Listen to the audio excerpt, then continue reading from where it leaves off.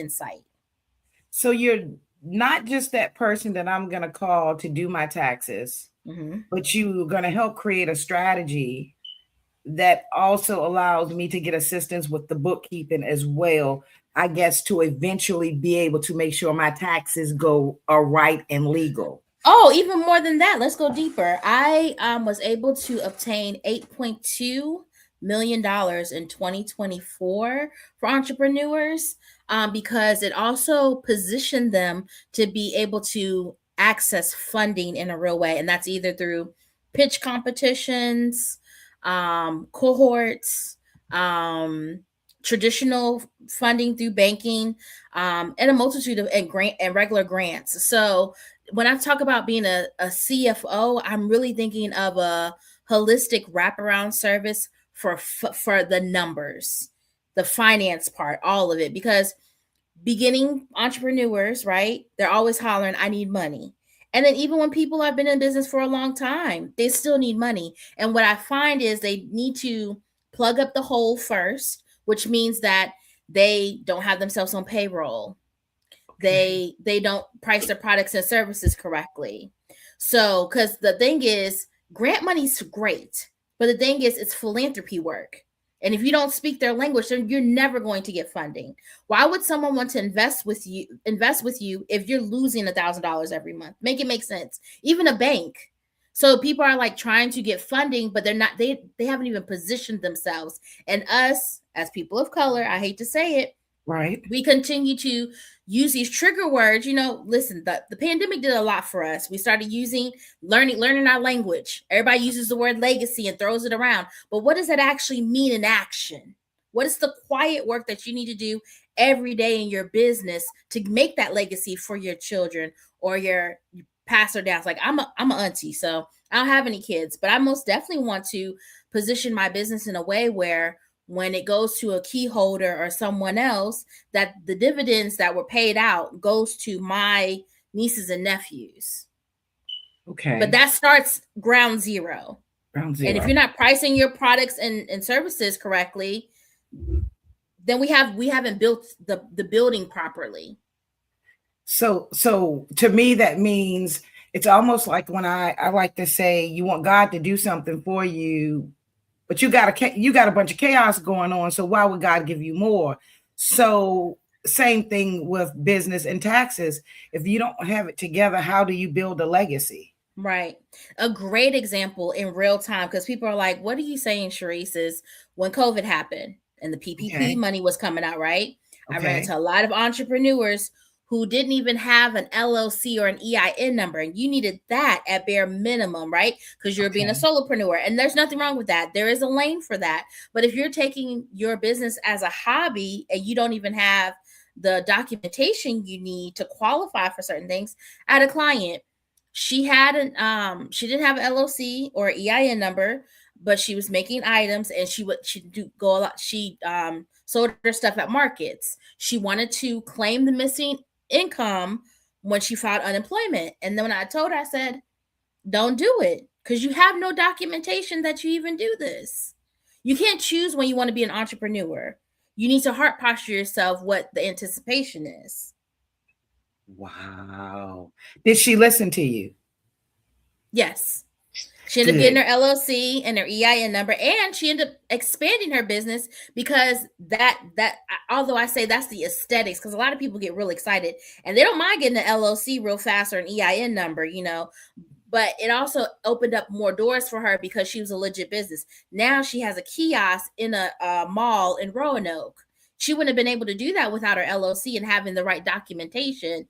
She moved from going to pop-up shops to now having a kiosk. That's a different heart posture. Wow. And I think it's important that we talk about, you just didn't stumble on this overnight and created this business. Tell us about what have you been doing that led you up to this? So I say I'm an accidental entrepreneur. I actually love my 9 to 5. I'm a geriatric millennial, so that means that my job matched my 401. I know no one has heard that term in a while. Okay, do Okay. jobs even do 401s? Do they Some even jobs. match? Right. So I had a really good job. Obviously, I'm an auntie, so I didn't have any kids. Still don't have any kids, and I was doing very well for myself. And I went to school for accounting, and I've always been a hustler by nature. I've always had two jobs. So when I was in college, I was like, oh, I should work for a tax firm, get my nose wet, whatever, whatever. I started working there, really enjoyed it, and I was like, ooh, I want to be, because accounting is a multitude of things. People who go to accounting can also be in HR. They can be in Right. accounts receivables, accounts payables. They can be in cost accounting. And I did all of those things. And I fell in love with taxes specifically. And not only did I fall in love with taxes, I fell in love with small business owners, and I became the shoebox lady. So people weren't in QuickBooks or anything. They didn't even have an Excel spreadsheet. They had a couple of receipts that they might have kept for the year. And what happened was when tax season came, they said, oh, Charese will get you straight. Just give her your receipts. And I was becoming the bookkeeper in real time to file the taxes. And then after a couple of years, and when I say a couple of years, I mean like over a decade, a very long, way longer, I outwore that welcome. I was like, this is not sustainable, but I also see a problem. And the problem is people don't know what their numbers are doing until the end of the year when it's too late.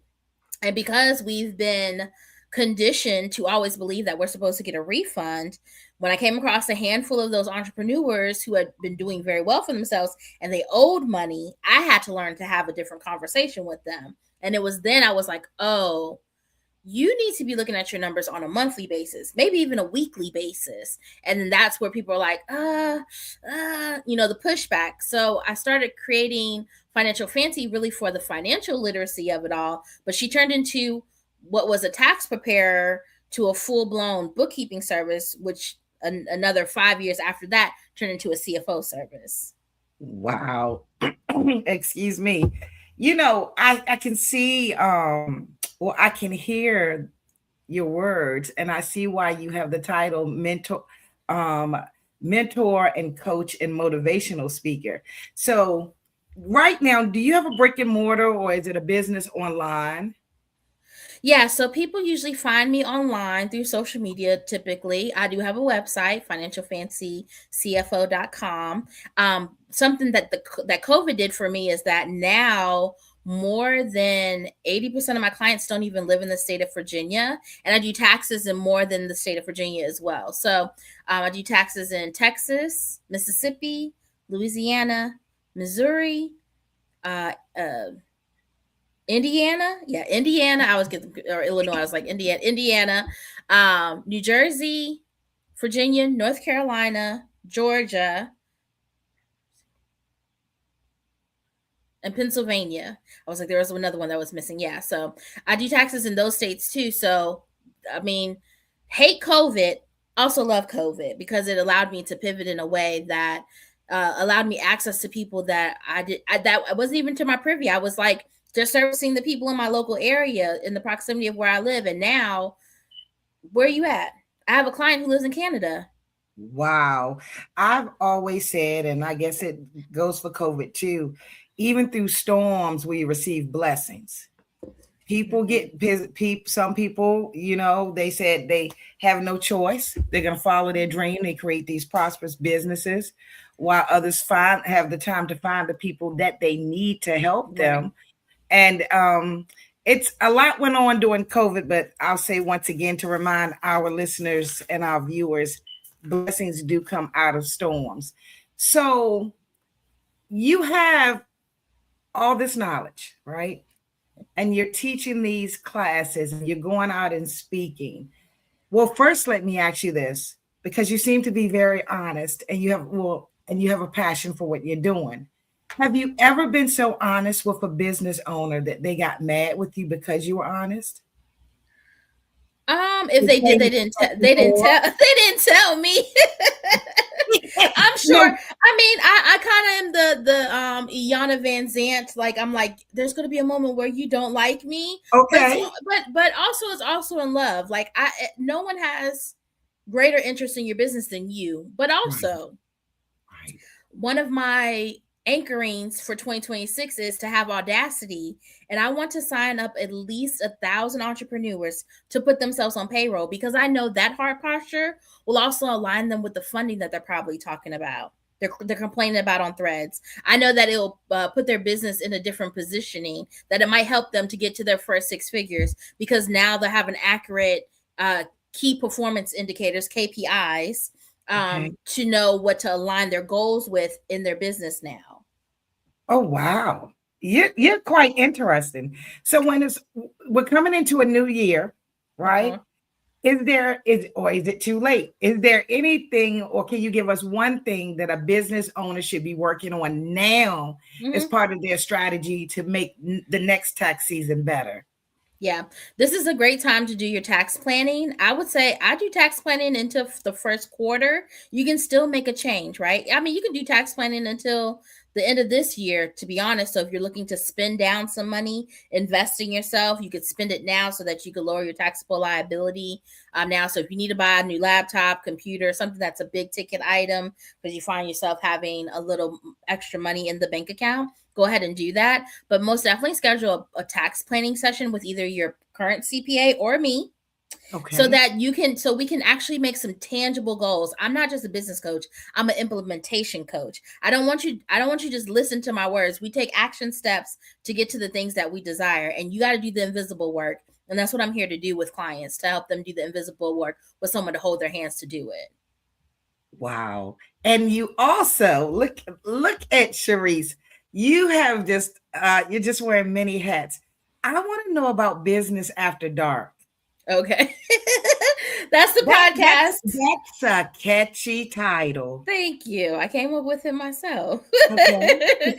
The podcast is going to season 7. We're actually recording right now. It'll got new voiceovers and all the things, but it'll be starting back in January. And basically, it's the heart of the battle wounds that I've gotten over the last 20 years in business. You can only imagine all the things that I've learned from having to be the financial coach and have to admit that I filed bankruptcy, go through a Okay. divorce, make my first six figures, paying a business coach, getting scammed with a business coach. I mean, all the wounds, Really? and to Wow. find myself on the other side, and also me making many mistakes that was very costly on my end, with clients that I've had as well. So, I mean, is in 20 years, it would behoove me not to have some battle wounds over this time, but still just leaning in and letting God have his way in this journey of mine, and surrendering and finding myself thoroughly pleased in that obedience, and excited about what is to come around the corner. And look at you and the story that you have. I believe, and I always say there's nothing against a college degree or where people worked at, but I believe what the people need people who know, people who have experienced something, people who have gone through something that they almost believe she or he can relate to my situation. And Absolutely. when you disclose things like that, I'm sure it opens a door for somebody who's ashamed to say they've done bankruptcy. I've done it myself.